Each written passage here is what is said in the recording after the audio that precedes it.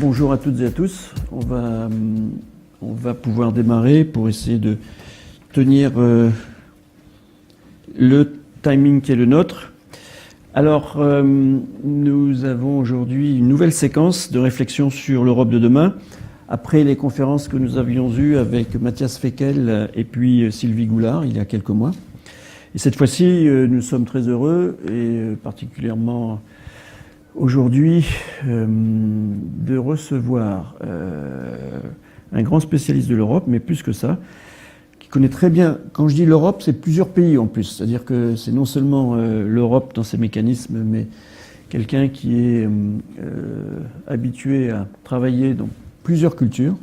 Monsieur Enrico Letta, qui, vous le savez, a été ministre, mais aussi, on dit, président du Conseil des ministres en Italie et député européen, qui aujourd'hui préside un think tank, qui est l'Institut Jacques Delors, dont vous pourrez dire un mot d'ailleurs, puisqu'il a une particularité, c'est qu'il est à la fois en France et en même temps à Berlin, et qui enseigne également à Sciences Politiques, puisque j'ai vu que vous aviez une de vos anciens élèves qui était venue vous saluer. Alors on est dans une configuration un peu différente de la dernière fois, qui s'est inscrite dans un projet que lancent les pays de l'Union européenne, qui autour du... Alors en France ça s'appelle consultation citoyenne, dans d'autres pays c'est un autre vocabulaire. L'idée c'est d'avoir un débat sur la question européenne avant que les choses ne s'enclenchent au niveau politique, avec un timing qui est que les pays organisent ces débats, il y a des propositions qui sont formulées, une synthèse qui est faite, et puis après au niveau Conseil européen, l'ensemble des propositions seront examinées, je pense, en fin d'année, en décembre. Et ces consultations, elles, se terminent fin septembre, 1er octobre. Il y a une synthèse qui est faite, je crois, au Conseil économique et social pour la France fin octobre, début novembre. Puis après, tout ça est rassemblé, chaque pays envoie ses propositions. C'est la raison pour laquelle aujourd'hui c'est un peu différent, parce qu'éventuellement on pourra faire des propositions. Alors j'espère qu'il y en aura une qui sera retenue suite à ce débat. Et alors la question qui est posée dans tous les pays, c'est une question qui est assez simple mais ambitieuse, c'est quelle est votre Europe ? Et l'idée c'est d'y répondre de façon formelle. D'ailleurs, si à titre personnel vous voulez répondre à cette question en dehors de cette séance, vous pouvez aller sur le site qui est, alors qu'on vous communiquera, parce que moi je dois avoir l'adresse quelque part, mais et vous pouvez faire des propositions. Alors nous on a pris un thème qui est encore presque plus incisif, c'est à quoi sert l'Europe ? Et l'autre question que vous pourriez vous poser, c'est pourquoi Allianz fait-il ça ? Et donc je vais tenter de répondre à la question. Allianz, c'est une entreprise qui a choisi délibérément, et ça a été la première, de prendre le statut de société européenne, qui se voit jouer au niveau mondial, dans le secteur qui est le nôtre, c'est-à-dire au niveau assureur et de l'assurance, de l'industrie de l'assurance, un rôle avec un ancrage européen par rapport à des acteurs qui peuvent être nord-américains ou des acteurs qui peuvent être asiatiques. Donc Allianz se situe dans ce jeu global comme un acteur européen. C'est la raison pour laquelle elle a pris ce statut de société européenne. En tant qu'entreprise toujours assez engagée sur les questions de développement européen, notamment on participe depuis très longtemps à tout ce qui s'appelle les entretiens d'Évian, donc et rencontres d'Évian, co-organisées entre Danone et Allianz depuis de nombreuses années, des rencontres annuelles entre entreprises allemandes et entreprises françaises. Et pour information, donc, il y a une semaine, le même événement, mais qui a été organisé à San Felice, pour ceux qui connaissent, donc dans un endroit sympathique en Italie, vient d'être organisé par Allianz entre des entreprises allemandes et des entreprises italiennes. Donc c'est-à-dire qu'il y a la volonté aussi d'avoir ce débat économique, en tout cas des acteurs économiques, autour de ce que fait l'Europe. Les thèmes qui sont abordés sont... Par exemple, là, cette année, c'est autour de la data, de la cybersécurité, de ce que ça veut dire la gestion des données privées, des individus, la libre circulation des individus européens, des sujets qui intéressent les citoyens et évidemment les entreprises. Alors, pour lancer cette séquence qui est un peu différente des autres, on va procéder par animation avec des mots. La salle et les collaborateurs, j'ai oublié de vous dire, nous avons des collaborateurs qui sont connectés aussi, donc ils sont derrière la petite caméra là, dans nos sites de province, pourront réagir également sur des mots ou des propositions, et puis après, bien sûr, on aura votre analyse. On fait comme ça ? Alors, avant de démarrer, je commencerai par un petit... Normalement, on a un nuage de mots là. Je voudrais qu'on le mette. Alors, pour Allianz, c'est une évidence en tant qu'entreprise, mais pour les collaborateurs que vous... Alors, là, c'est en un mot que vous évoque l'Europe. Et je suppose que vous connaissez les règles du jeu. On sait comment utiliser ça, Sophie? C'est facile, l'application? Je suis en train de tester. Ouais. Vous savez, vous êtes branché, hein, donc vous répondez, vous choisissez, et vous me dites, et comme ça, Enrico Letta réagira. Union, paix, culture, solidarité, Brexit, force, prospérité, avenir, hop, j'essaie d'attraper les mots, complexité, foutoir, réglementation, hop, la circulation, ouverture, danger, culture, Erasmus, ah, quand même, euro, libre. Bon, alors, je pense que celui qui est... Là, du coup, j'ai perdu l'affaire.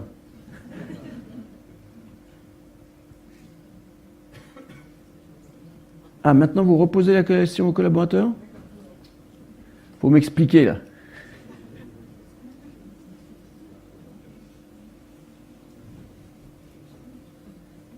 Le mot qui apparaît le plus gros, c'est celui qui a le plus de réactions ? Si vous pouviez réafficher, ce serait parfait.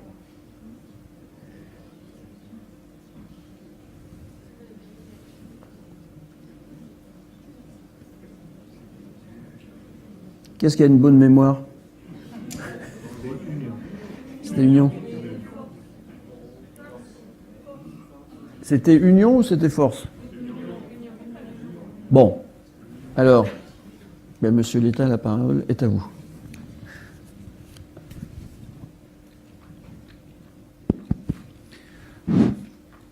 Bon, premièrement, bonjour à tous et à toutes. Je suis vraiment... Quand j'ai reçu l'invitation, je me suis dit, bon, ça c'est top.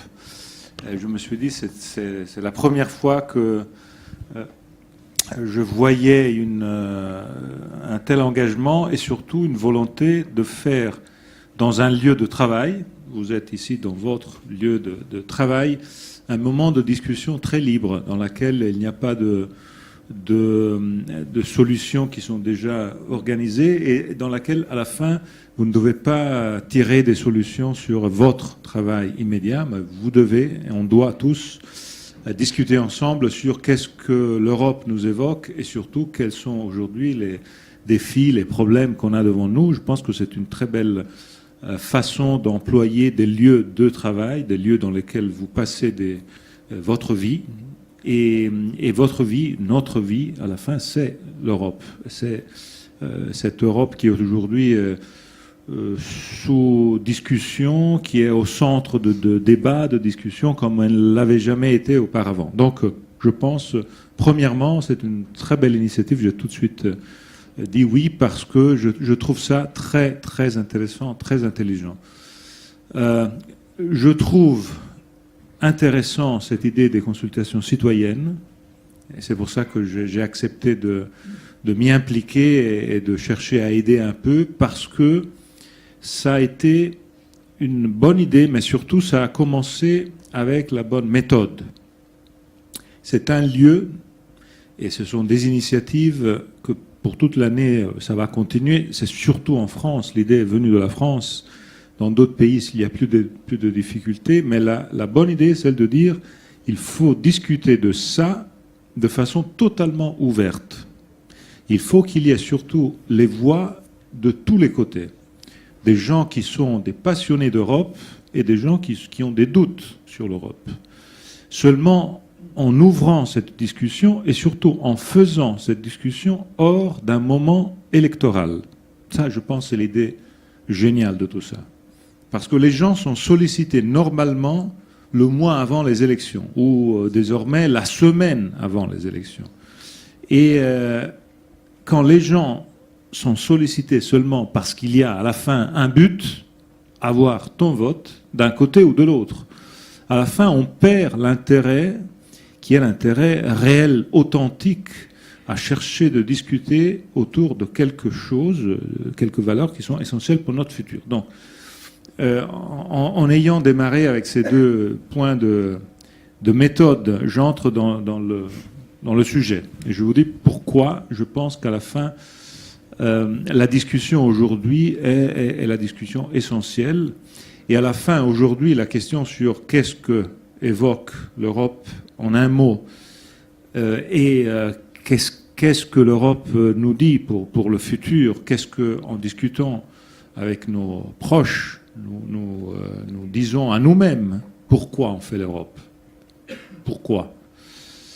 Et je me dis que maintenant, il y a le passage, et c'est un passage de siècles, je dirais même, en termes de clivage si important que ça. Je m'explique. Je pense qu'on est entré maintenant dans la période 2016-2018 qu'on est en train de vivre. On est entré dans la troisième vie de l'Europe.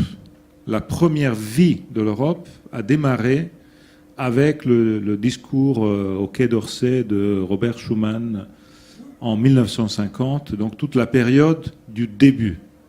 On fait l'Europe. C'est le début, la première vie de l'Europe qui termine avec la chute du mur de Berlin. Et là, on entre dans la deuxième vie de l'Europe qui se termine avec le vote du Brexit. Et cette phase est la phase dans laquelle on entre dans la troisième vie de l'Europe.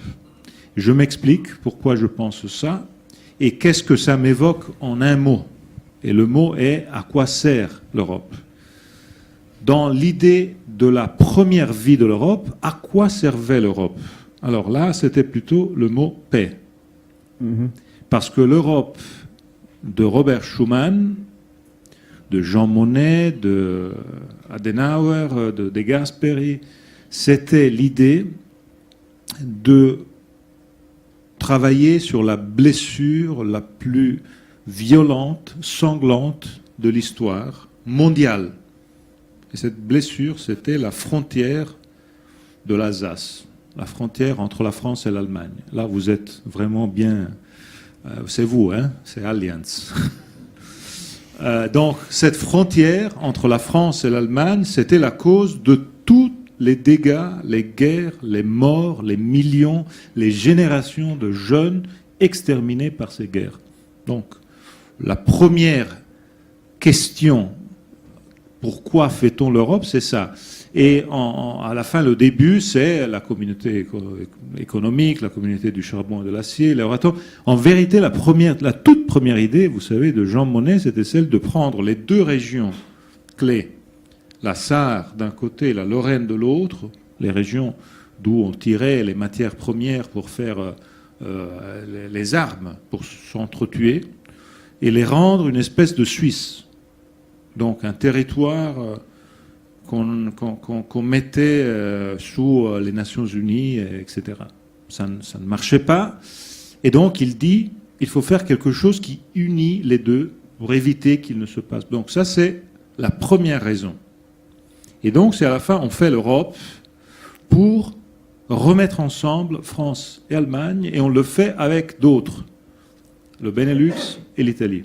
Et à la fin, ça a été décisif. Je le dis pas pour donner une fleur aux pauvres Belges après hier soir ou pour nous les Italiens, mais je le dis parce que en vérité, le rôle du Benelux et de l'Italie a été clé, décisif. Parce que la France, qui doit toujours être protagoniste dans le positif et dans le négatif, après le début, a aussi fait chuter tout, comme vous savez, en 1954, avec le vote négatif de l'Assemblée nationale sur l'Europe de la défense, qui était le vrai point de démarrage du tout. Et ça a redémarré l'année d'après, à Messine, sous initiative italienne et du Benelux, et avec le traité de Rome de 1957. Donc à la fin, ça c'est la première vie de l'Europe, c'est la paix, et c'est cette frontière, cette blessure. On entre, avec les années 90, dans la deuxième vie de l'Europe. Les choses changent, le monde change. La première vie de l'Europe était clairement liée à la question du rideau de fer, et donc à la question du monde, du communisme d'un côté, l'Occident de l'autre. L'Europe occidentale était le cœur de cet Occident avec les États-Unis et le Japon. Donc on était un des trois pôles de l'Occident. Mais on entre dans cette deuxième vie. Alors pourquoi fait-on l'Europe dans la deuxième vie? Le rideau de fer tombe et on décide de faire l'Europe toujours pour une raison européenne, pour se remettre ensemble les deux côtés de l'Europe qui étaient devenus là aussi la grande blessure, le grand clivage du monde entier. Là, c'est Berlin. Le mur de Berlin était la division du monde en deux. Et là aussi, c'était à nouveau au cœur de l'Europe. Donc la première frontière, l'Alsace, et ce n'est pas un cas que c'est Strasbourg, le lieu du Parlement et tout le reste. La deuxième, Berlin, le mur, avec tout ce qui évoque. Et on remet ensemble l'Europe entière, donc l'Est, l'Ouest, le Nord, le Sud, et on crée une Europe dans laquelle il n'y a plus de frontières. Parce qu'on dit le mur chute, donc on élimine toutes les frontières. C'est une Europe dans laquelle, et là c'est votre vie quotidienne, vous êtes une société européenne, vous passez d'un pays à l'autre. Je suis sûr que parmi ceux qui sont ici, il y a des gens qui ont travaillé en France, en Italie, en Allemagne, en Autriche, en Espagne, etc. Vous travaillez, vous êtes à la maison en Espagne, en Allemagne, en France, comme en Italie. Et ça, c'est le deuxième pas, la deuxième vie de l'Europe, cette réconciliation. Et le pas en avant le plus important, c'est de dire on fait cette réconciliation en touchant deux aspects qui sont les deux aspects essentiels de la souveraineté. On dit toujours la souveraineté, c'est surtout la question des frontières, la question de la monnaie et la question des armées. Et donc on dit les frontières, on les élimine et on fait une monnaie ensemble. Et donc on met la monnaie ensemble.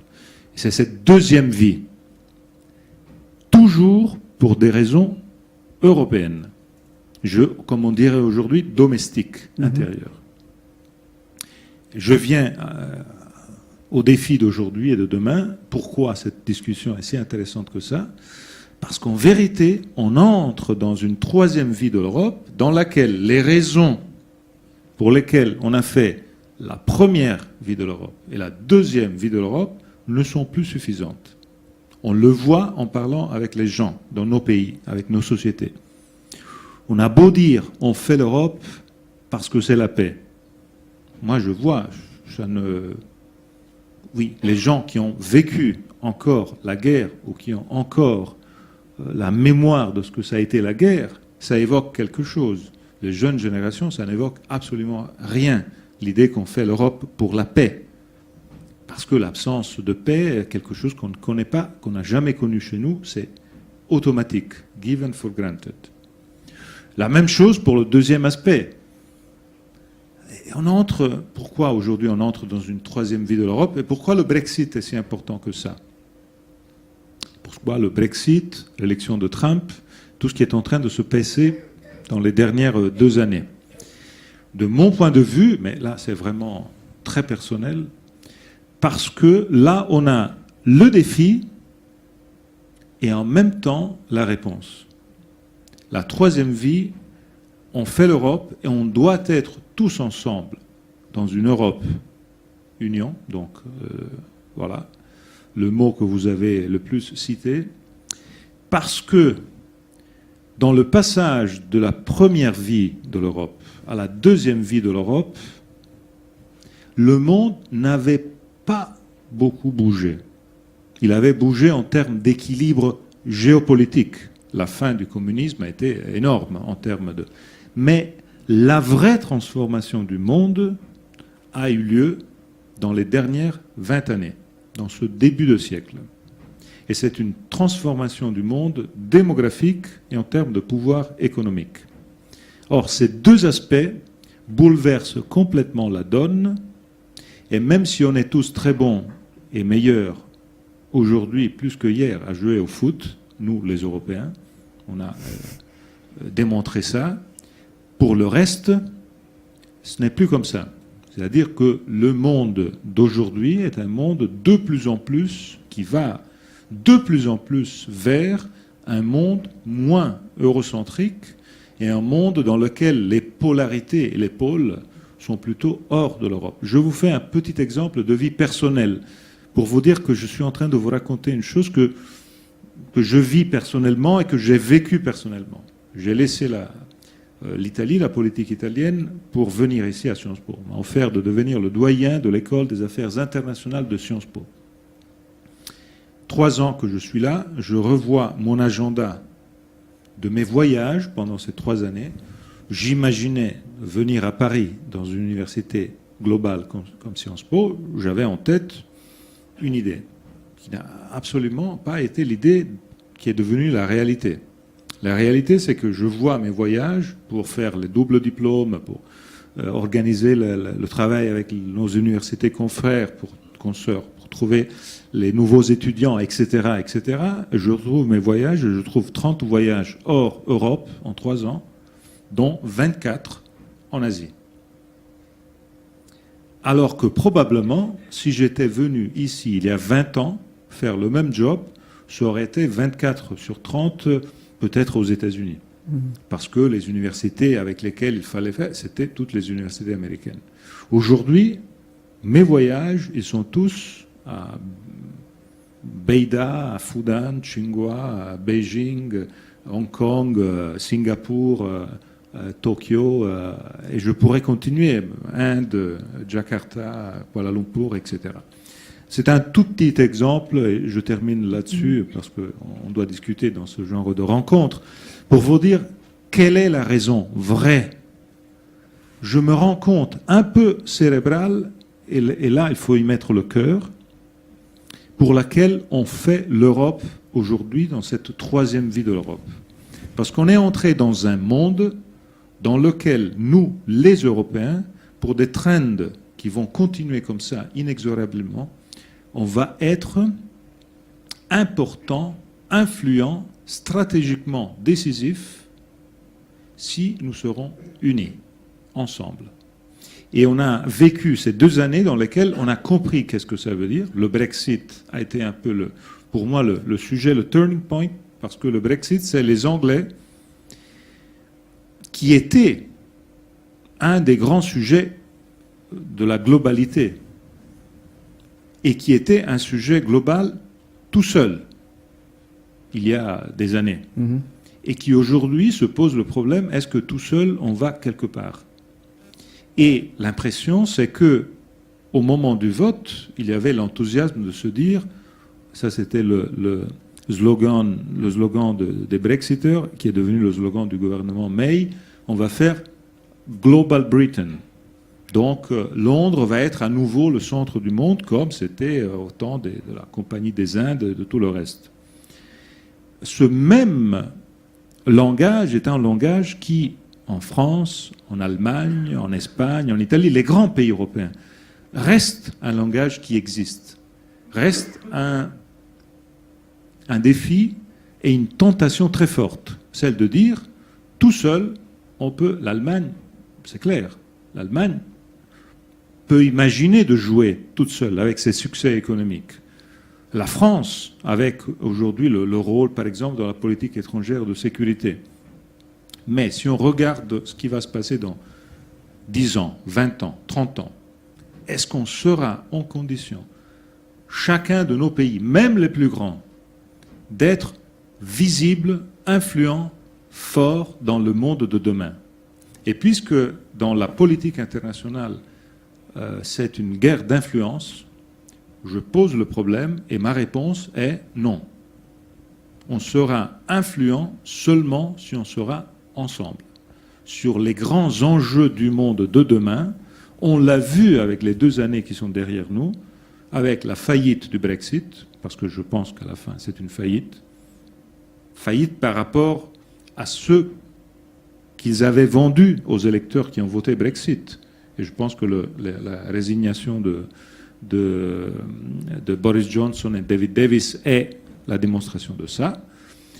Mais surtout avec le défi de Trump d'un côté, donc des États-Unis, et le défi des Chinois et du reste du monde de l'autre côté.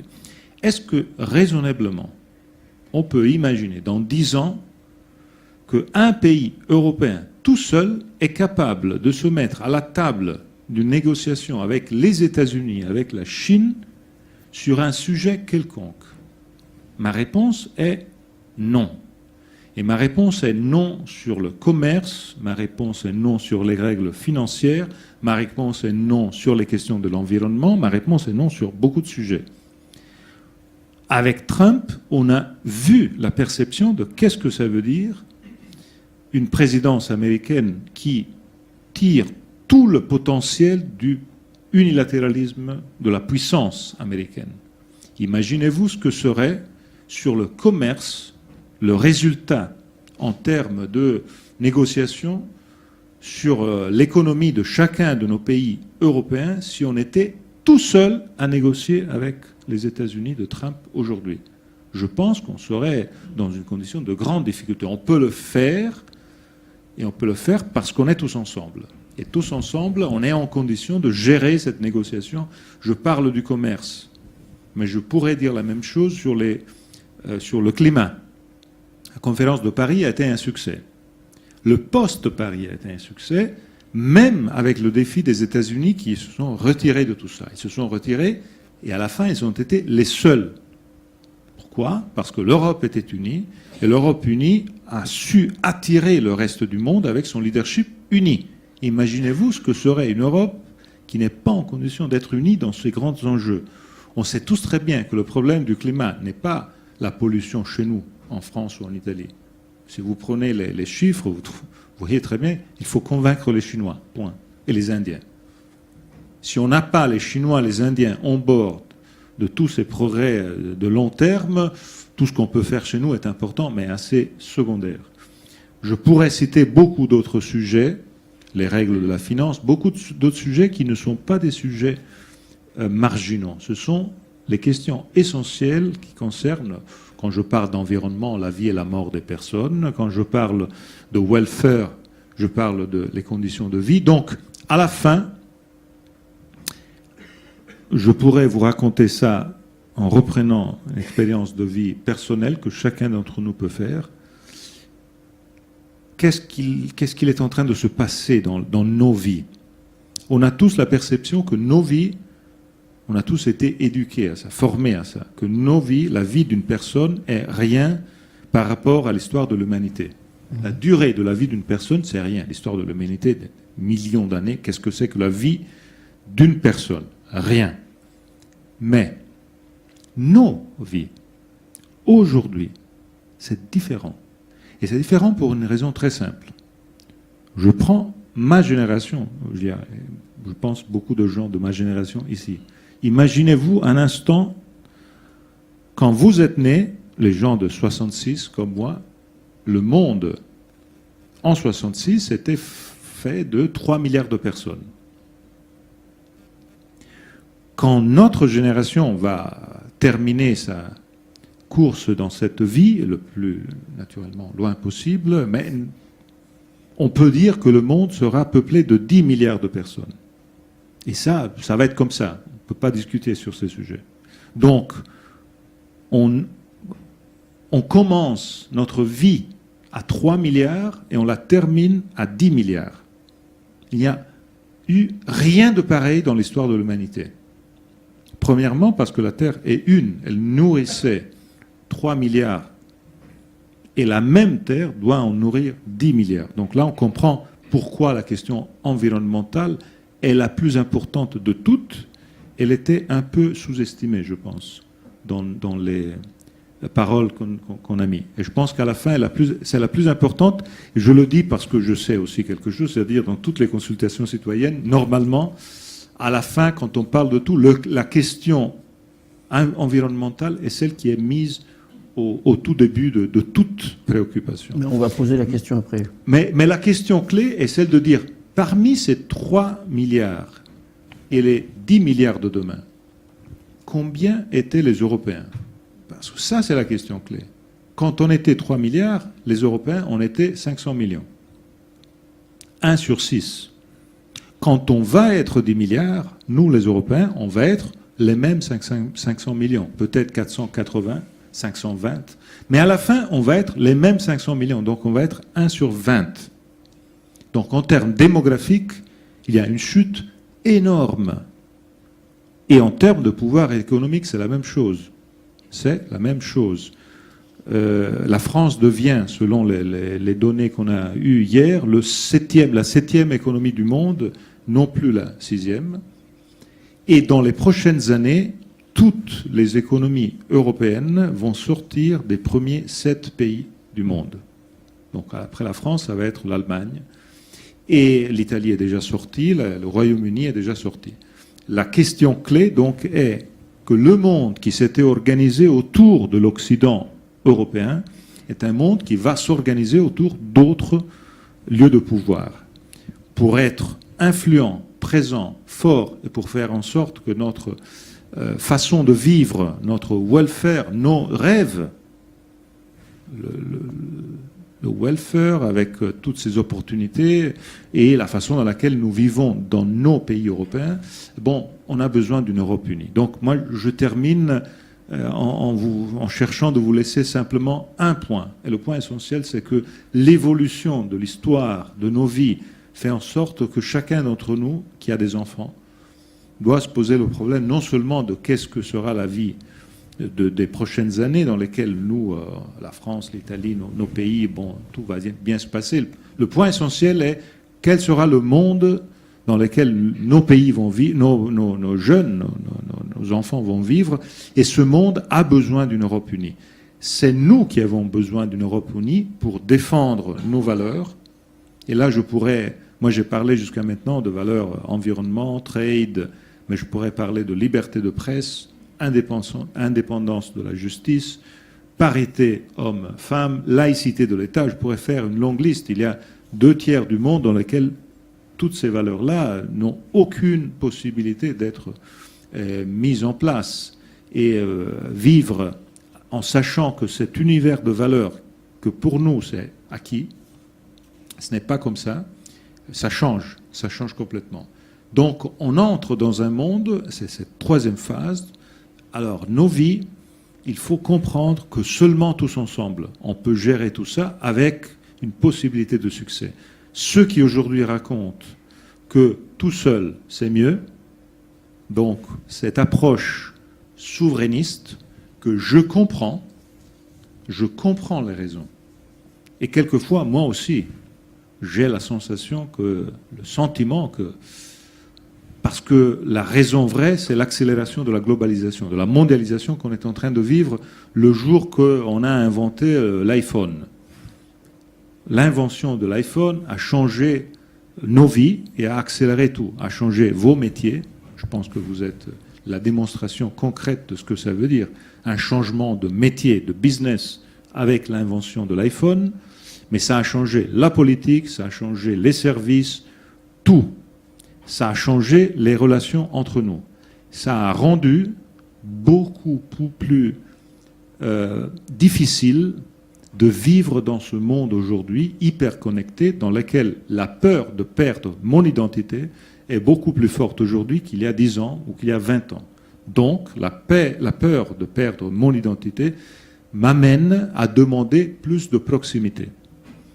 Plus de proximité, ça veut dire faire en sorte que je sois plus lié à ce que je suis, à ce que j'étais, disons, mes liens avec mes racines, mon terroir, mes proches, ma proximité et avoir un peu plus de peur de ce qui est loin de moi et qui est aujourd'hui beaucoup plus proche de moi avec toute cette interconnexion. La peur de perte d'identité. Donc c'est vrai que cette nécessité de souveraineté aujourd'hui est l'outcome de cette peur. Le Brexit a été ça, mais, je termine là-dessus, la démonstration du fait que ce n'est pas seulement un sujet européen, mais c'est un sujet global, c'est le fait que les slogans des pro-Trump étaient les mêmes slogans des Brexiteurs. Donc ça veut dire qu'à la fin, le problème n'était pas Bruxelles. Et moi, je suis parmi ceux qui pensent que Bruxelles est un problème.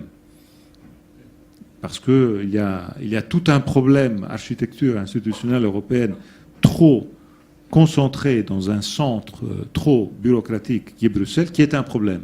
Mais à la fin, ce point-là, take back control, c'est exactement la même chose qui avait été le sujet de la campagne de Trump aux États-Unis. Et à la fin, aux États-Unis, ils n'ont pas de Bruxelles. Ils ne doivent pas sortir de Bruxelles.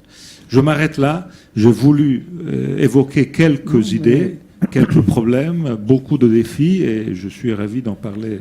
Alors, on va faire deux rapides, parce que là, on a pris, et comme ça va nous permettre de lancer le débat. On a pris sur... Alors, on n'a rien inventé. Hein, les questions qu'on va vous montrer, elles ont été prises sur le site de la Commission européenne. On regarde quels sont les plus grands risques et menaces pour l'Union européenne dans les 5 années à venir. Je ne sais pas si on les a, ces questions. Vous les avez sur le mobile. Et là, on les a. Alors, vous y allez, hein, vous choisissez là-dedans. Nous, on n'a rien inventé. Les désaccords entre les États membres, la mauvaise gestion de l'immigration, les attaques terroristes, la pollution, le vieillissement de la population, un ou plusieurs autres pays qui sortent de l'Union. Voilà. Il y en a d'autres? Je ne suis pas sûr qu'il y ait les bonnes questions, mais c'est celles que j'ai trouvées. Hein, et après, on va vous en poser une autre série, et ça nous permettra de dialoguer. Alors, bon, si on regarde, on se souvient que le mot qui était sorti, c'était union. D'ailleurs, vous avez dit l'union, c'est quand même la troisième phase, ça va être beaucoup autour de l'union quand même. Hein. Et donc, les plus grands risques menaces là qui apparaissent, c'est désaccords et mauvaise gestion d'immigration. Vous voyez arriver pollution, donc vous parliez de la question environnementale, que je ne peux lier au vieillissement, évidemment, de la population. Bon.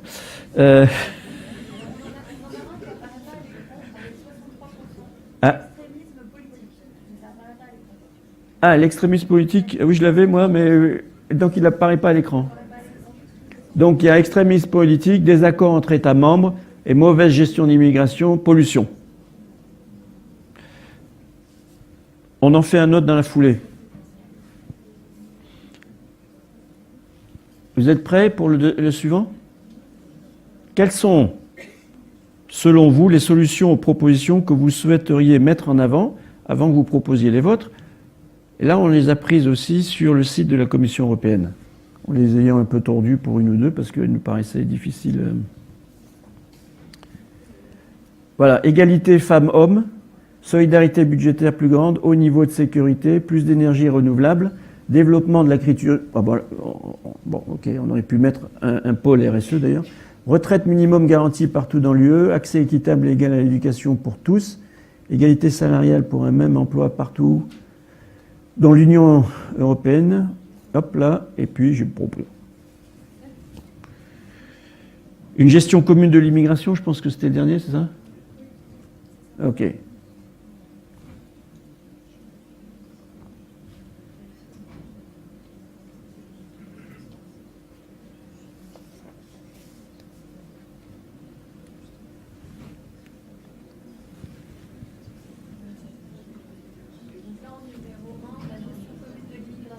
Alors c'est celui que je ne vois pas à chaque fois. Donc en numéro 1, gestion commune de l'immigration. En numéro 2, c'est ce qui tourne autour des énergies renouvelables. C'est ça? Accès équitable et égal à l'éducation pour tous. Pardon. Et puis les énergies renouvelables. Donc nous, on est un peu différent de ce que vous avez entendu, parce que vous disiez, c'était les questions environnementales en premier. Donc, question de sécurité ou d'immigration, premièrement. Deuxièmement, éducation. Et troisièmement, plus d'énergie renouvelable. Et vous voyez que c'est pas parce qu'on est dans une compagnie d'assurance qu'on a demandé une solidarité budgétaire. Voilà.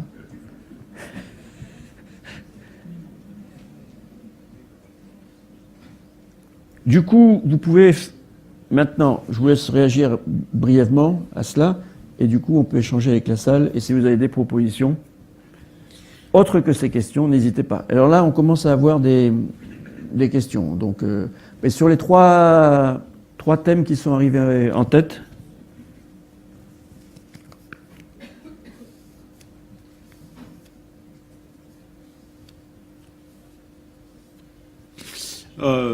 Non, je pense que là, on a ce sentiment d'urgence qui est très important et qui, en lisant les réponses aux oui. 2 slides, il me vient à l'esprit un des points clés de toute la discussion qui est, je pense, c'est essentiel qu'on le clarifie tout de suite chez nous dans ce débat, parce qu'à la fin de toutes les consultations citoyennes que je suis en train de faire, de débats que je fais, il me vient tout de suite à l'esprit comme la question clé terminologique, mais aussi en termes de substance.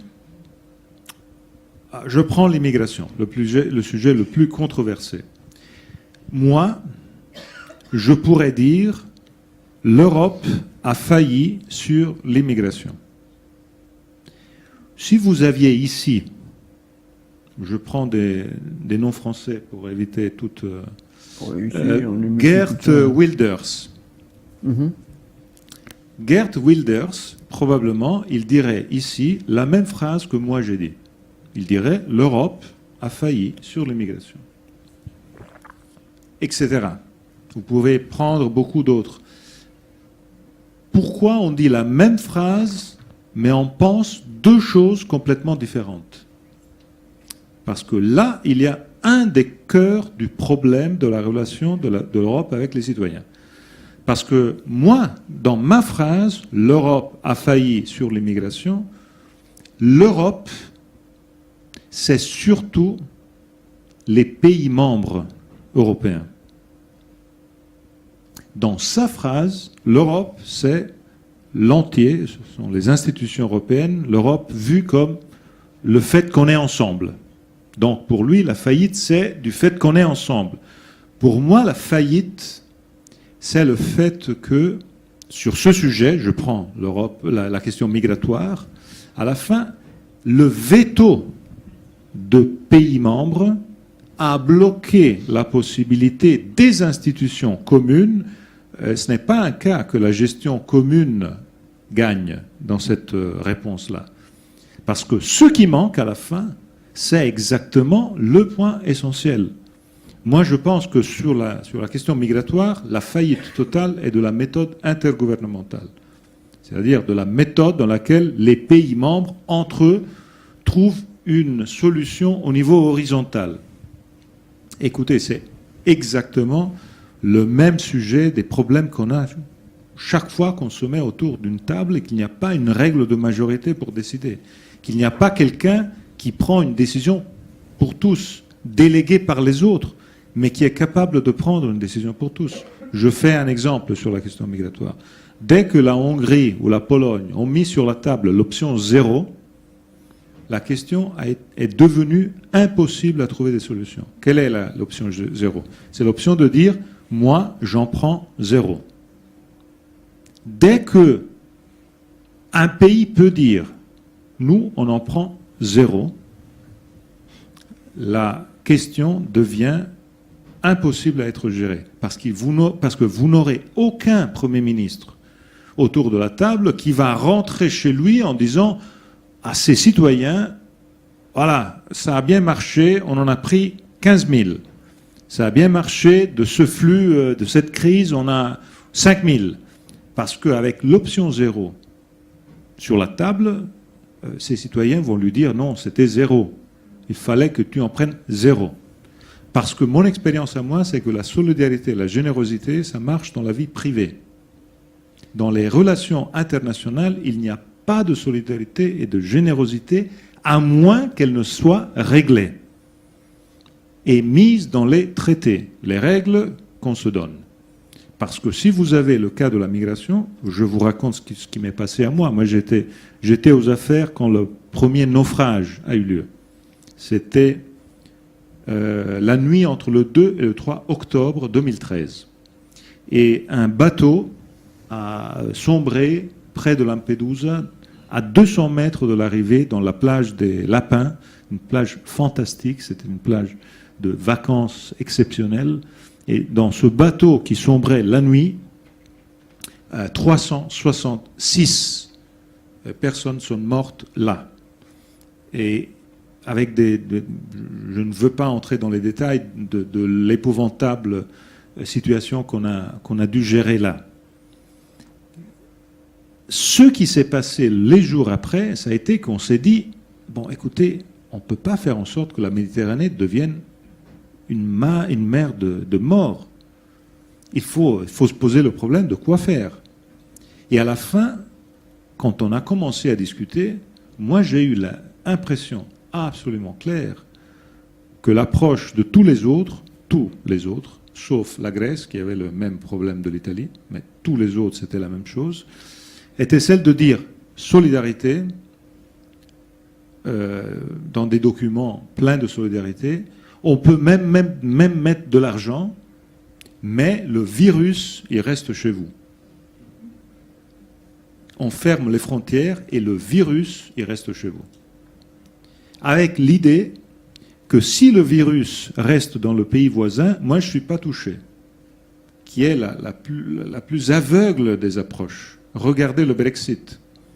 Ils ont voté Brexit aussi à cause de la crise migratoire en n'ayant reçu aucun réfugié syrien, mais en ayant vu les images de Calais, de Lampedusa, de Lesbos, le chaos total dans lequel, dans le reste de l'Europe, on a géré tout ça. On a mal géré tout ça. Et pourquoi on a mal géré tout ça?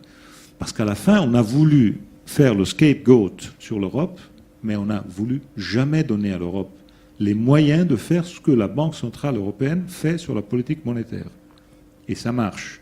Ça a marché sur la Banque centrale européenne. Là, il y a une institution dans laquelle chacun d'entre nous a la possibilité d'intervenir, voter, etc. Mais à la fin, on décide. Et on décide en sachant que toutes les questions sur la gestion des migrations, elles peuvent être bien gérées et de succès seulement s'il y a quelqu'un qui décide, qui prend les responsabilités.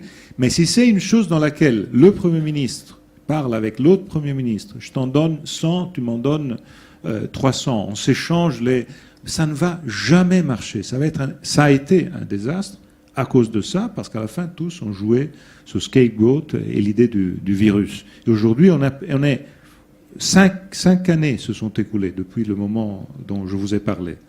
Et aujourd'hui, on voit qu'est-ce que ça donne. Parce qu'on est tous très clairs, et le sondage que vous avez fait le démontre, que la question migratoire est la première. Ce n'était pas comme ça il y a 5 ans, et surtout, ça n'aurait pas dû être comme ça si on avait bien géré le phénomène. Mais on ne l'a pas géré parce qu'on a continué à imaginer que c'était un virus qui devait rester chez quelqu'un, et surtout, on ne l'a pas géré parce qu'on a imaginé que c'était quelque chose de lié à la crise syrienne ou un phénomène estival. Avec le froid, ça se termine. Ce n'est pas comme ça. Si on regarde la démographie de l'Afrique, la démographie des pays autour de nous, on sait très bien que ça ne va pas se terminer comme ça. Ça va continuer à moins que l'on aide à faire du vrai développement et on gère le phénomène. Donc, l'évocation que j'ai de ces premières réponses, c'est que c'est exactement ça le point essentiel. Est-ce la faute de l'Europe, c'est-à-dire des institutions européennes, ou est-ce la faute de l'État membre qui imagine de tirer tous les bénéfices, de participer à une aventure commune, mais l'aventure commune, c'est je prends quand j'en profite, je ne donne pas quand il faut que la solidarité marche. C'est l'idée d'un supermarché de la solidarité dans lequel j'entre et je prends ce que je veux. Et ce n'est pas ça, l'Europe et la solidarité, et surtout, je répète, la solidarité, elle doit être réglée. Si elle n'est pas réglée, elle ne va pas être appliquée, parce que chacun a son électorat. Et surtout, chacun des chefs des pays est élu par son propre électorat. Et son propre électorat a une limite de générosité. Et il demande à son chef d'être là pour faire les intérêts de son propre pays, non pas de l'intérêt du pays voisin. Et quand on entre dans cette dynamique, on perd l'idée européenne. Et l'idée européenne dans tout ça, je termine là-dessus, c'est que par rapport à la période de la guerre, quand l'intérêt italien était l'opposé de l'intérêt français, l'intérêt autrichien était le contraire de l'intérêt italien. Aujourd'hui, on est dans un monde dans lequel on a vécu 50 ans, dans lequel l'intérêt italien était le même que l'intérêt espagnol ou que l'intérêt allemand. Et quand on entre dans l'idée que mon intérêt va contre ton intérêt, alors là, c'est la fin de l'idée européenne. On rentre dans les idées du passé et on rentre dans une idée qui va détruire tout ce qu'on a construit jusqu'à maintenant et surtout la perspective du futur. Merci. Alors, est-ce qu'il y a des questions ou des propositions? Il y en a une là. Voilà. Oui, bonjour Monsieur Littard. Merci pour votre brillante intervention. Alors, moi, je veux rebondir sur la question de l'immigration en parlant de la montée des droites extrêmes en Europe. Parce que si aujourd'hui on est tous connectés, on peut parler avec nos amis australiens, le danger de l'Europe, c'est le nationalisme. Alors, je pense que pour éviter de passer du national au nationalisme, il va falloir que les pays mettent à plat cette question nationale et par le prisme de l'étranger et du cosmopolitisme. Il va falloir mettre à plat cette image nationale, cette question nationale et interroger, chaque pays devrait s'interroger sur ce qu'est son national et effectivement, un des angles sera la question de l'étranger, et vous en avez très bien parlé, du cosmopolitisme aujourd'hui, puisque l'Europe n'est plus le centre du monde, et l'Europe devra accueillir aussi le monde. Alors j'ai une proposition, puisque l'Europe a été construite par les artistes et les universitaires, n'oublions pas l'apport extraordinaire de nos universités. Léonard de Vinci a été accueilli par François Ier, Voltaire a été accueilli par la grande Catherine de Russie. Pourquoi ne pas lancer un grand chantier à travers les artistes, à travers nos universitaires? Et je pense à nos universitaires, à nos géographes, à nos démographes, à nos sociologues, à nos philosophes, à tous ces chercheurs qui sont reconnus dans le monde entier, dont les travaux sont étudiés aux États-Unis et en Chine, par exemple. Tous les universitaires de sciences humaines qui devraient, et puis également des consultations européennes sur la notion de cosmopolitisme et d'étranger. Voilà une proposition. Bon, vous avez... Pardon, il y en avait une avant là qui posait une question. La question précédente. Qui était comment raviver notre sentiment d'appartenance. Il y en avait une qui était liée à la précédente qui était en liaison avec ce que vous venez de dire. Moi, je réagis comme ça. Je pense que vous avez touché le point sensible, essentiel. Le point sensible et essentiel est le fait que la question, en vérité, européenne est une partie d'un grand sujet de nos sociétés occidentales. Et le grand sujet est le gap, le clivage qu'il y a entre, comme le fameux essayiste britannique l'a dit pour le vote du Brexit, les somewhere et les anywhere. Il y a ce livre, The Road to Somewhere, qui a été très intéressant pour comprendre le vote du Brexit. Et ce David Goodhart qui dit comme le vrai clivage est entre ceux qui voient le monde de somewhere et ceux qui voient le monde de anywhere. Et je me vois beaucoup dans ce clivage, parce que moi je vis une vie dans laquelle je me sens à la maison chez moi, à Rome ou à Pise, d'où je viens, mais je me sens totalement à la maison à Paris, ou à Barcelone, où j'ai d'autres activités. Donc je suis quelqu'un qui est je vois le monde, l'Europe, je la vois de anywhere. Mais je connais beaucoup de gens autour de moi qui la voient de somewhere et qui n'ont aucune intention de faire la vie que je fais moi. Qu'ils disent, moi j'ai toujours vécu dans ma ville, je veux continuer à vivre dans ma ville, peut-être je vais faire des vacances à Paris, mais c'est autre chose. Alors, le clivage est la question essentielle.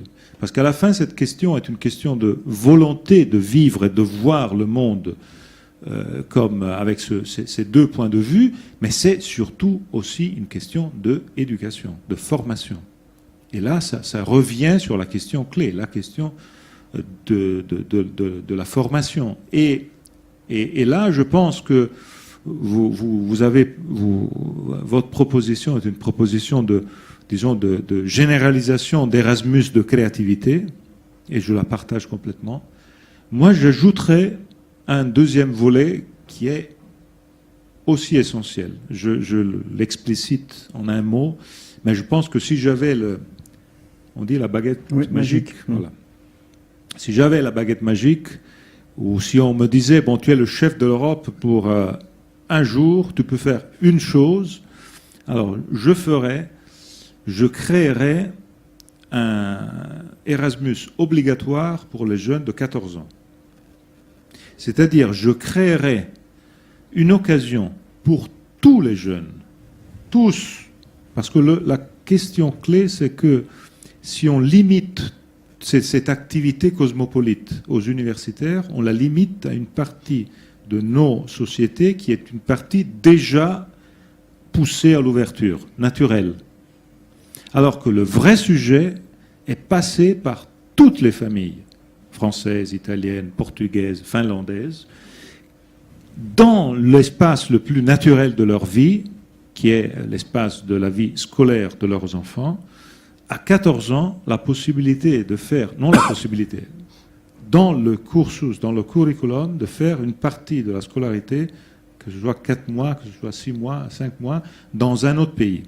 Ce serait essentiel pour les jeunes qui deviendraient, vous savez très bien, quand vous faites une expérience à 14 ans, ça vous reste pour toute la vie, qui seraient naturellement portés à considérer comme Stuttgart ou Saint-Étienne ou Turku, ma maison, home, et donc qui ne pourrait pas percevoir l'autre comme l'ennemi, parce que c'est home.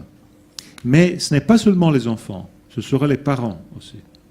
Parce que l'idée que, vous savez très bien, je sais qu'à Paris c'est la même chose, chez nous en Italie, la période du mois de avril-mai, c'est la période dans laquelle les familles qui ont des moyens discutent sur quel est le college autour de Oxford, Cambridge, où envoyer pour 2 semaines l'enfant de 16 ans, 14 ans, à faire un peu de full immersion dans l'anglais parfait de Oxford, Cambridge, pour apprendre un peu ce fameux anglais british qui est essentiel. À la fin, cette discussion qui est seulement pour les familles qui ont des moyens, parce que ça coûte beaucoup, à la fin, le résultat, c'est que les Italiens, on voit tous dans les mêmes collèges où ce sont tous des Italiens qui jouent au football ensemble, parlent italien entre eux, n'apprennent absolument rien, ça coûte une fortune aux familles, et ça se termine comme ça. Mais la question clé est la division. Les familles qui ont des moyens qui font ça, et les autres ne le font pas. Et vous commencez à creuser un fossé dans nos sociétés. Et le fossé est entre ouverture et fermeture. Donc à la fin, la question clé est celle d'avoir la possibilité pour tous. Donc il faut que notre welfare, notre système éducatif européen ait cette idée. Je m'arrête là, mais je voulais compléter ce que vous dites, que je partage complètement, avec cette idée de travailler sur ce sujet, parce que le vrai clivage d'aujourd'hui et de demain sera surtout sur ces aspects-là. Être en condition de vivre des valeurs qui vous emmènent à vivre l'ouverture naturellement, et de l'autre côté, ne pas avoir cette volonté d'ouverture, avoir une volonté de fermeture. Et je pense que ce point-là est essentiel. Et moi, je vois ce qui se passe en Europe avec cette montée à nouveau des nationalismes, et je vois ce qui se passe. Moi, ça fait 3 ans que je vis à Paris, que je travaille ici, pour une institution française. Personne ne m'a rien dit en Italie, sinon des choses positives, jusqu'il y a 2 mois. Ça fait 2 mois que dans les social media, je suis accusé d'être au solde de l'ennemi. Je n'en dis pas au solde. Vous êtes le Thierry Henry de la politique, là. C'est bon. Et vous nous aidez. Et à la fin, la question me touche beaucoup. Parce que moi, je suis là, ici. En plus, j'ai plein d'étudiants italiens qui étudient avec moi à Sciences Po. Et je pense de faire une chose qui est une chose positive. Et je ne la vois pas comme la France contre l'Italie, l'Italie contre la France. Si on entre dans ce mood, je pense que c'est là, il faut commencer à se préoccuper. C'est pour ça que, comme vous avez vu, moi, je ne vous ai pas parlé de directives. Je ne vous ai pas parlé de ISM, de MIFID et tout ça. Je pourrais entrer dans le sujet de qu'est-ce qu'on doit faire pour fix the roof of the euro. Et je pense que c'est important. Mais à la fin, la question aujourd'hui est une question de substance, de valeur, de qu'est-ce que notre aventure commune. Beaucoup plus important que tous les détails dans lesquels on peut passer des heures à discuter. Alors, je pense qu'il y a d'autres questions, mais alors vous en avez plein là qui ont... Là, c'est en totale liberté, vous picorez. Hein.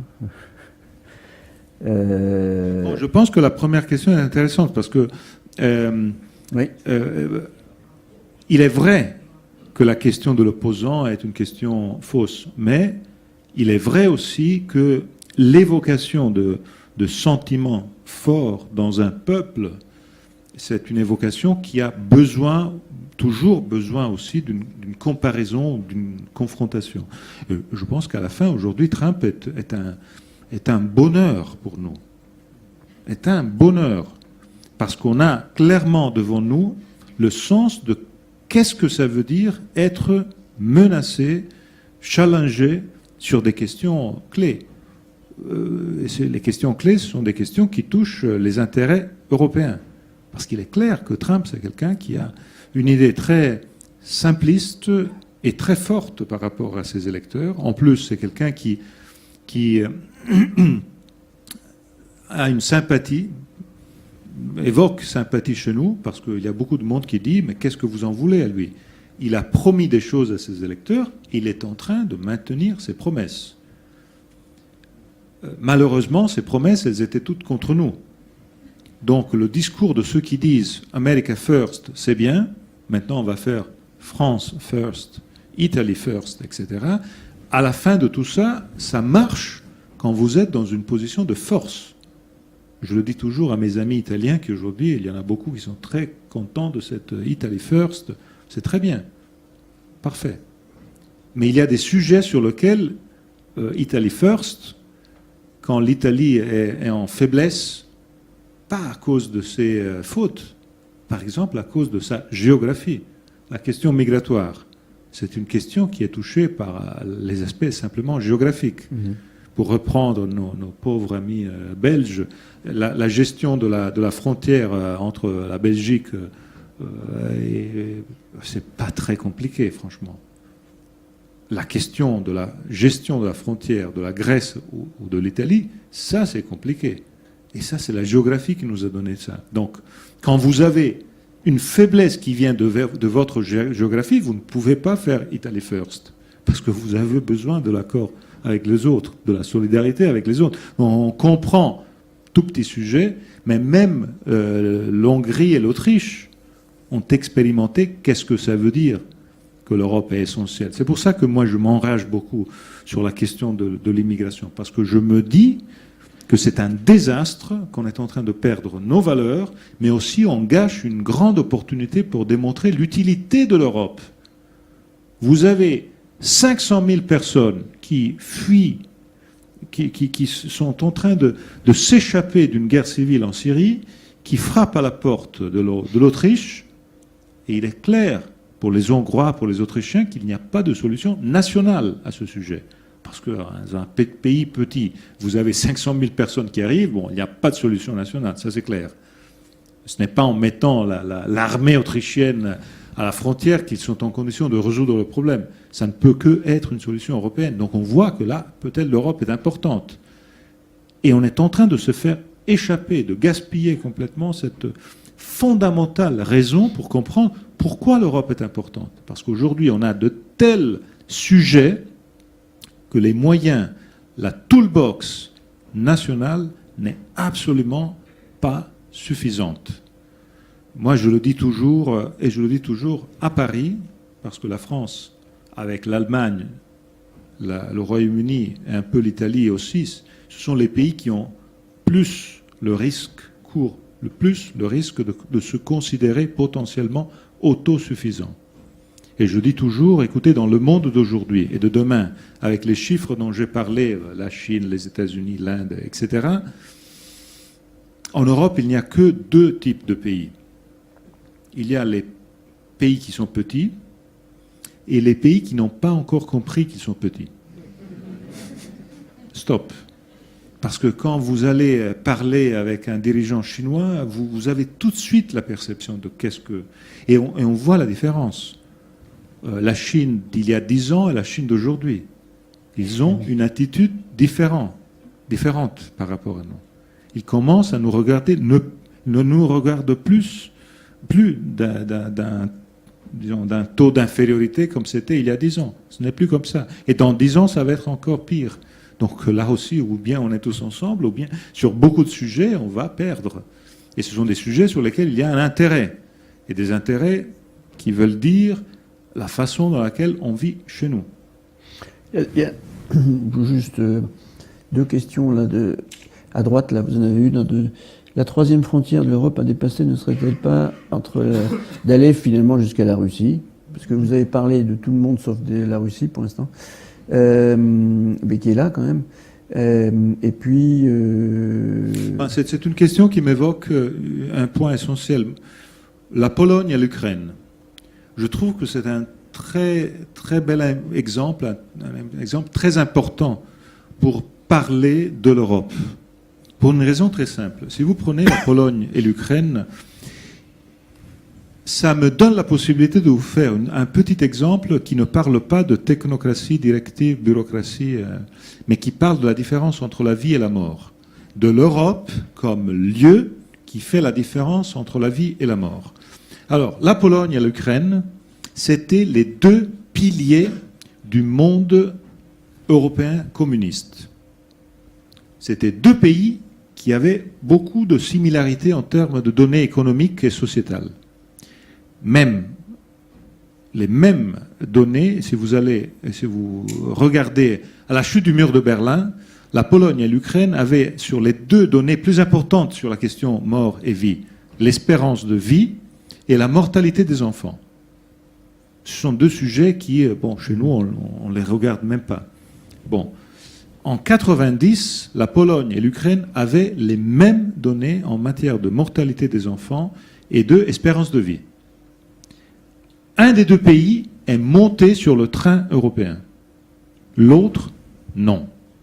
Si vous regardez aujourd'hui les données sur la mortalité des enfants et sur l'espérance de vie, vous voyez que la Pologne est très proche de la France et de l'Italie, et vous voyez que l'Ukraine est très loin.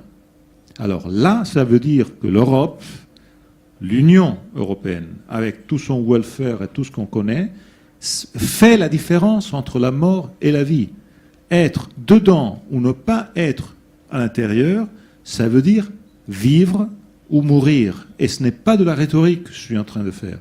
Parce que la mortalité des enfants, ce sont des enfants qui vivent et des enfants qui ne vivent pas. Et la même chose pour l'espérance de vie. Ça veut dire pouvoir vivre plus longtemps ou vivre moins longtemps. Alors, quand on parle de ça, on voit qu'est-ce que ça veut dire. Et je pense que là, c'est un sujet majeur. Et on voit tout ça. La question de la Russie est beaucoup plus complexe. La question de la Russie touche aussi la question des droits, des libertés, du genre de démocratie et de tout le reste. Moi, je suis parmi ceux qui pensent qu'on fait des bêtises en marginalisant la Russie. Et je pense que la Russie est un pays avec lequel il faut absolument. Mais je parle de quelque chose que j'ai connu, même brièvement, mais que j'ai connu. Avec le leadership russe, on peut s'entendre à une condition, qu'on soit fort. Si vous êtes faible, vous ne faites rien de positif avec eux. Rien. Ça, c'est une autre petite raison pour faire l'Europe et pour être ensemble plus forts. Parce que c'est la seule façon d'être en condition, avec un pays comme la Russie, avec un leader comme Poutine, de faire des choses positives. Sinon, c'est exactement l'opposé. Merci. Alors, j'ai plein de questions et après on me dit qu'il faut arrêter. Alors, bon, moi, je suis bien ici, hein, mais Martine.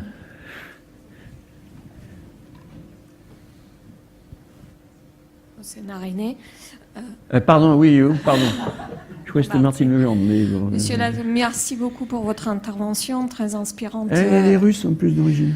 Oui, j'ai pas prévu de pas poser la question sur la Russie, mais je vais la mentionner quand même parce que je suis diplômée de MGIMO, l'université qui est liée depuis au moins 20 ans par le double master, entre autres, avec les Sciences Po. Donc, d'autant plus plaisir de vous voir et vous écouter aujourd'hui. Je voudrais vous poser la question, vous avez parlé d'évolution démographique d'un côté, mais aussi des valeurs et d'identité des Européens. Donc, en lien avec ce constat-là, je voudrais savoir si vous voyez le shift, une évolution dans les valeurs ou dans l'identité européenne au fur et à mesure par exemple, des étudiants asiatiques qui viennent étudier à Sciences Po, ou est-ce que vous pensez que ces valeurs et cette identité va évoluer dans les futurs proches compte tenu des changements démographiques? Merci. Ça, c'est intéressant. Je vous raconte là aussi une petite histoire personnelle. Moi, je me suis toujours occupé d'Europe. J'ai fait mes études sur l'Europe, j'ai fait mon PhD sur l'Europe. Dans la politique, je me suis toujours occupé d'Europe.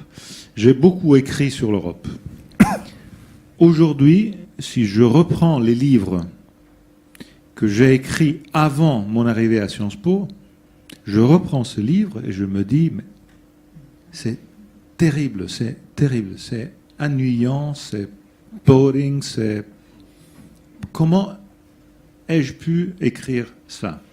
Surtout dans ce moment où on voit que l'Europe excite des discussions et donc on doit en parler d'une façon qui soit une façon...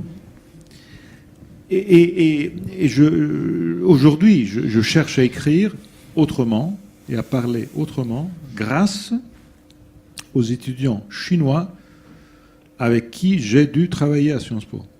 Je ne terminerai jamais de les remercier. Parce que quand je suis arrivé à Sciences Po, il y a 3 ans, j'ai commencé, je dirige l'école, mais je tiens aussi mon cours. Donc j'ai commencé mon cours. 90 étudiants, dont une dizaine asiatiques et une bonne partie chinois. Et j'ai compris tout de suite que le langage que j'employais pour parler d'Europe, le langage de quelqu'un qui depuis 25 ans, depuis Maastricht, s'occupe de l'Europe comme un chef s'occupe de comment peler les pommes de terre et tout le reste. Et donc, en parlant avec un jargon, voilà, bruxellois, hein, nos amis belges, avec un jargon bruxellois, et je comprenais tout de suite que mes étudiants chinois s'arrêtaient à la première étape de mon discours. Parce que je donnais pour acquis toute une série de choses qui étaient acquises seulement par une partie de gens qui avaient fait le même parcours très compliqué à l'intérieur de la plus complexe construction institutionnelle qui est à la fin l'Europe.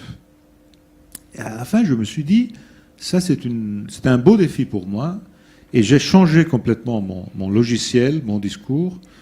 On s'est compris avec mes étudiants chinois et avec tout ce qui s'est passé après. Ça a été très important pour moi parce que ça m'a obligé à parler d'Europe, à prendre le sujet européen dans un tout autre aspect et avec une possibilité de toucher la substance de la question. Donc, les questions liées à comment la vie des personnes, des institutions, des communautés marche, et à laisser d'à côté tout le jargon qu'on emploie. Et je pense que là, c'est un des sujets majeurs pour l'Europe. Donc moi, je ne suis pas parmi ceux qui pensent que ça puisse gêner. Je pense que ça peut donner du positif. Ça nous oblige à nous remettre en discussion. Et je pense que c'est un défi positif. Donc je le vois, naturellement, votre question était plus large. Moi, je vois l'aspect positif, je le vois comme un défi absolument positif. Alors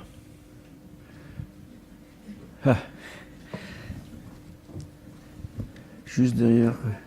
Bonjour. Vous êtes un citoyen européen. Bon, pour moi, je vous dis tout de suite qu'un Européen, ce n'est pas un étranger. Quand nous allons sortir de cet amphi, malheureusement, parce qu'il y a beaucoup de raisons qui expliquent cela, on considère encore qu'un citoyen européen est un étranger dans un autre pays européen. Un Italien en France est un Européen, un Français en Italie est un Européen. Alors, pour continuer l'aventure européenne, je pense que nous devrons régler les problèmes sur deux faces. La face interne, parce que nous discutons entre gens qui connaissent la question européenne. Beaucoup de gens ont des inquiétudes. Si vous rassurez les gens qu'ils ont un avenir à l'intérieur de l'Europe, je crois que les extrémismes se dégonfleront d'eux-mêmes. Ensuite, la question externe. Si on reprend l'histoire de l'Europe sur 2000 ans, j'utilise ce mot avec beaucoup de précaution, un empire a toujours eu une zone d'influence.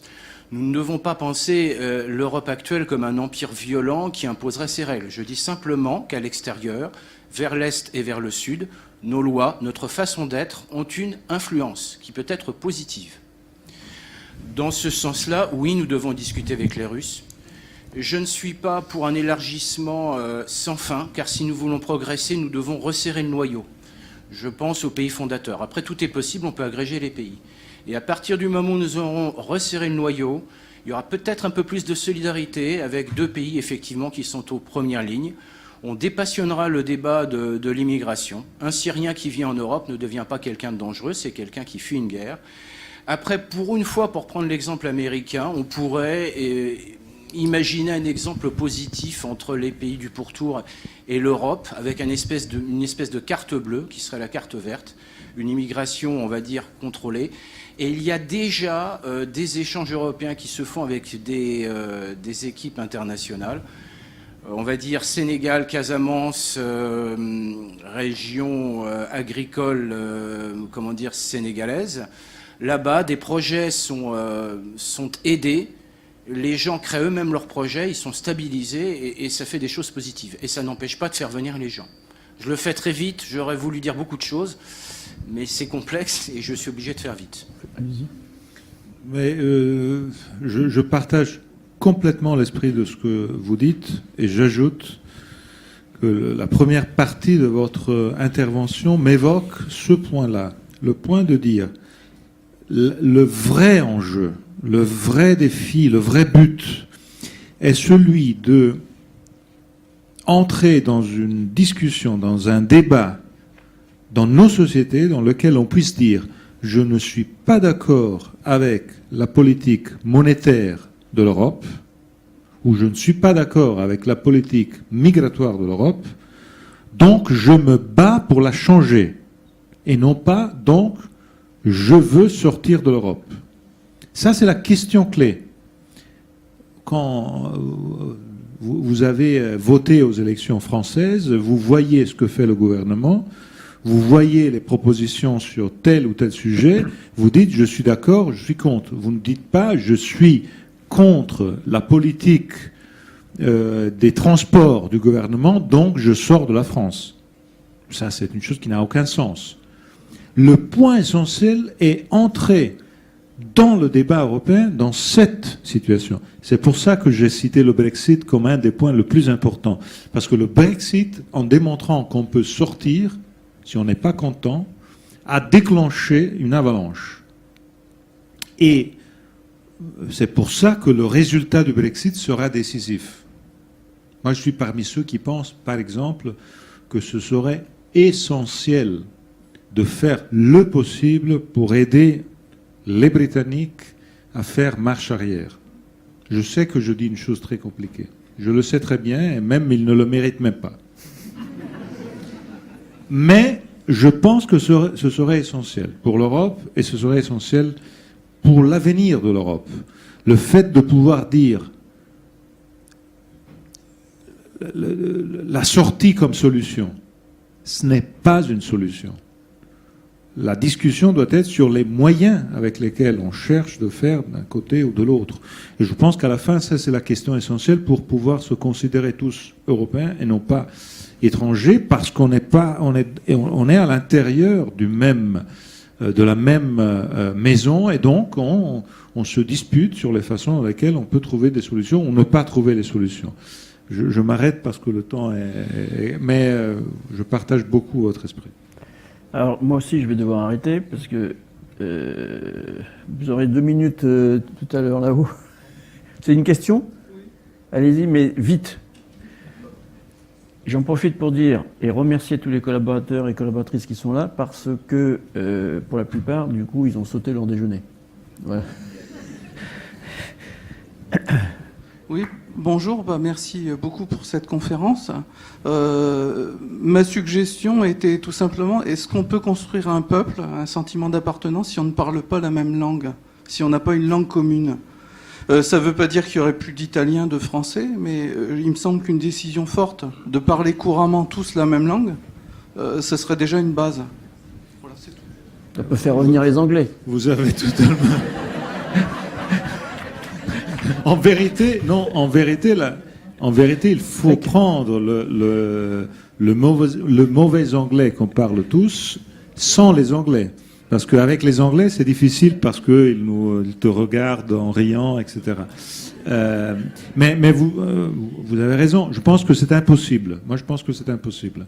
Je pense qu'il faut entrer dans une logique dans laquelle, grâce à la technologie, d'un côté, regardez les évolutions que la technologie est en train de faire sur ces aspects-là.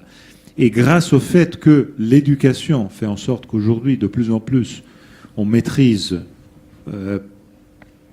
une ou deux autres langues un peu, disons, suffisamment pour se faire comprendre, je pense que c'est la seule possibilité. Parce que, en fait, le peuple européen, je pense, existe. Il y a des degrés différents. Là, on avait imaginé que l'élargissement, ça voulait dire que les pays de l'Est devenaient comme nous. On n'a rien compris de ce qui s'était passé à l'Est pendant la période communiste. Et on a fait une grande faute, non pas à faire l'élargissement, mais à imaginer que ce sont des pays différents. Et il faut les comprendre. Une petite chose simple pour comprendre cette différence. Savez-vous quel est le degré, vous le savez sûrement, le pourcentage de population immigrée dans les pays fondateurs de l'Europe? C'est moyennement autour de 10%. Ça va du 8 italien au 12 français, mais c'est autour de 10%. Savez-vous quel est le degré d'immigration présent dans la population des pays de Visegrad? C'est entre 0,2 et 0,7. Et ce 0,5, c'est la minorité du pays voisin. Ce n'est pas des gens qui viennent du Vietnam ou de Colombie ou qui viennent de... Donc, on ne peut pas imaginer que la réaction de ces peuples soit la même que nos réactions. Je le dis et je ne veux pas excuser Orban et Kaczynski, absolument. Je ne veux pas être mal interprété. Mais je dis que ce point-là est essentiel. Ça veut dire que ce sont des sociétés complètement différentes, dans laquelle, c'est un peu comme ma petite expérience personnelle, là aussi. Moi, j'ai fréquenté les écoles secondaires, primaires, dans 2 villes, Pise et Strasbourg. À Pise, il n'y avait aucun étranger. On était tous blancs italiens. À Strasbourg, j'étais le seul étranger. Mais c'était tous des blancs français, point. Mes enfants, école à Rome, école à Paris. Soit à Rome, soit à Paris, une classe dans laquelle c'est le monde qu'ils ont autour d'eux. Et je dis que c'est fantastique. Parce que pour eux, de jouer avec quelqu'un qui vient de Japon, quelqu'un qui vient de Nigeria, c'est absolument la même chose que jouer avec quelqu'un qui vient de l'Espagne ou du Portugal ou de la France. Et je pense que c'est l'évolution du monde. C'est pour ça que la différence entre les États et l'organisation de la société est si importante que ça, et c'est pour ça qu'il faut travailler dans cette direction. Merci. Je voudrais vous remercier au nom de tous les collaborateurs de votre présence, Monsieur l'État, et d'avoir joué le jeu sur ce thème important de à quoi sert l'Europe et l'Europe de demain. Et vous dire que on refera le 9 octobre, d'ailleurs si vous souhaitez venir, une séance, et cette fois-ci c'est Bernard Cazeneuve qui a accepté de se prêter au jeu. Merci encore, et merci à tous d'avoir participé.